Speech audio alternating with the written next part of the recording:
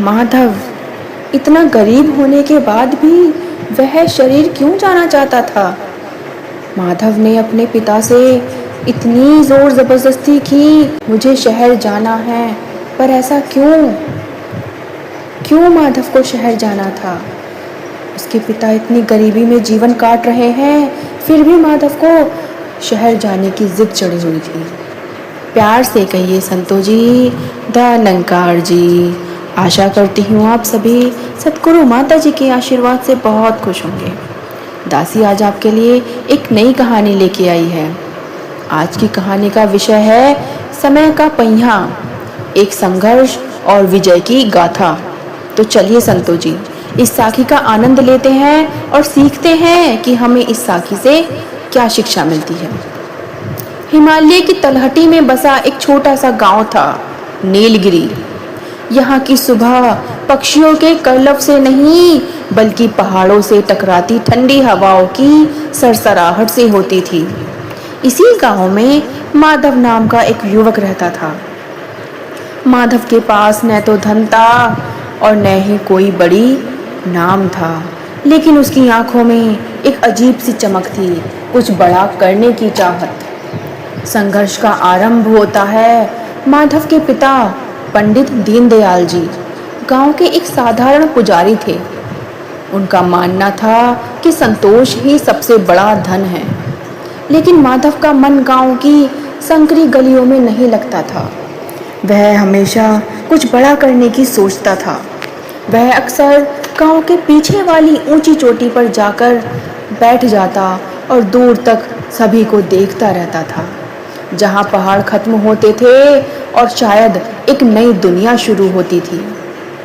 एक दिन माधव ने अपने पिता से कहा, पिताजी, मैं शहर जाना चाहता हूँ, मैं पढ़ना चाहता हूँ और इस गरीबी की जंजीरों को तोड़ना चाहता हूँ।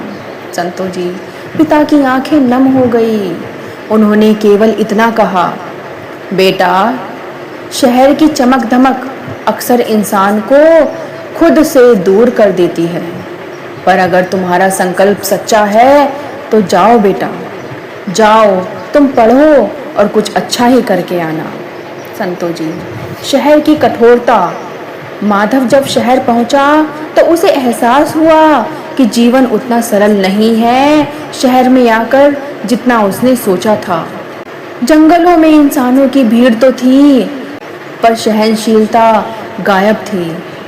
उसने एक प्रेस में छोटे मोटे काम करना शुरू किया और रात को स्ट्रीट लाइट के नीचे बैठकर अपनी पढ़ाई पूरी करने लगा। कई बार ऐसा हुआ कि उसके पास खाने के पैसे नहीं होते थे, वह केवल पानी पीकर सो जाता। एक रात जब वह भूख से व्याकुल था, उसे सड़क पर एक पुराना बटुआ मिला। उसमें काफी पैसे और कुछ जरूरी कागजात थे। एक पल के लिए लालच आया, लेकिन इन पैसों से मेरी किस्मत बदल सकती है, उसने ये सब सोचा। लेकिन तभी उसे अपने पिता की बात याद आई कि बेटा, चरित्र ही मनुष्य की असली पूंजी है। यह बात सोचकर उसने बटुए में दिए गए पते पर जाकर उसे लौटा दिया। वह बटुआ शहर के एक मशहूर उद्योगपति मिस्टर खन्ना का था। माधव की ईमानदारी से प्रभावित होकर उन्होंने उसे अपनी कंपनी में एक छोटी सी नौकरी दे दी। यह माधव के जीवन का टर्निंग पॉइंट था। अब माधव के जीवन में सफलता की सीढ़ियां आती हैं। अगले 10 वर्षों में माधव ने दिन रात एक कर दिया। वह सुबह सबसे पहले ऑफिस आता और सबके बाद में ऑफिस से जाता था। उसने तकनीक सीखी, बाजार को समझा और धीरे धीरे कंपनी का सबसे भरोसेमंद कर्मचारी बन गया। उसकी मेहनत का फल मिला और वह एक सफल मैनेजर बन गया। अब उसके पास गाड़ी थी, बंगला था और नाम था, लेकिन इस सफलता के बीच वह कुछ भूल गया था, अपने गांव को, अपने माता पिता को और उस सुकून को जो उसे नीलगिरी की पहाड़ियों में मिलता था।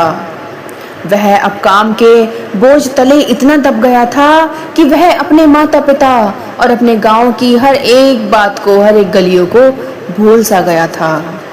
उसे अपनों की चिट्ठियों का जवाब देने का भी समय नहीं मिलता था।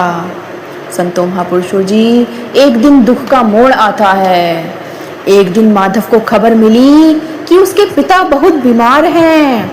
वह तुरंत गांव भागा, लेकिन जब तक वह पहुंचा तब तक बहुत देर हो चुकी थी। उसके पिता उसे छोड़कर जा चुके थे।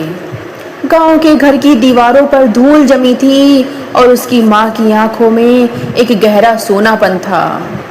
माधव को एहसास हुआ कि उसने जिसे सफलता समझा था वह दरअसल एक अधूरी जीत थी। उसने पैसा तो कमाया, लेकिन वह समय गवा दिया जो अनमोल था। पिता की अंतिम विदाई के बाद माधव घंटों उसी पहाड़ी पर बैठा रहा जहां वह बचपन में बैठता था और अपने बचपन के दिन याद करता रहा। संतो जी, वहां बैठे बैठे उसे समझ आया कि जीवन का उद्देश्य केवल व्यक्तित्व उन्नति नहीं, बल्कि दूसरों के जीवन में बदलाव लाना है। उसने शहर की ऐसो आराम वाली नौकरी छोड़ दी और अपने गांव में रहने का फैसला किया। उसने अपना कमाया हुआ धन गांव में लाकर एक आधुनिक स्कूल और अस्पताल बनवाया। उसने गांव के युवाओं को तकनीक और कृषि के नए तरीके सिखाए। नीलगिरी गांव, जो कभी पिछड़ा गांव कहलाता था, अब एक आदर्श गांव बन गया था। माधव अब केवल एक सफल व्यक्ति नहीं, बल्कि एक सार्थक व्यक्ति था। संतो जी, एक सार्थक व्यक्ति था। संतो महापुरुषों जी, इस कहानी से हमें जीवन की यही सीख मिलती है कि शॉर्टकट शायद आपको जल्दी पहुंचा दे ईमानदारी पर, लेकिन ईमानदारी आपको सही जगह पहुंचाती है।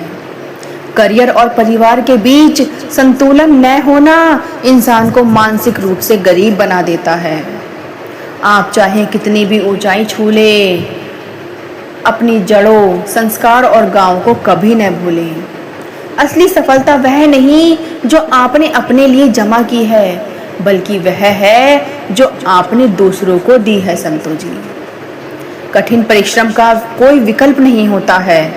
विपरीत परिस्थितियों में ही चरित्र की परीक्षा होती है। समय किसी का इंतजार नहीं करता, इसका सम्मान करें, इसका सम्मान करें। संतो महापुरुषों जी, ये माधव की कहानी आपको कैसी लगी? कमेंट में ज़रूर बताएं और दासी आपके लिए आगे और अच्छी साखियाँ लेके आएगी। प्यार से कहिए संतो जी, धन्यकार जी।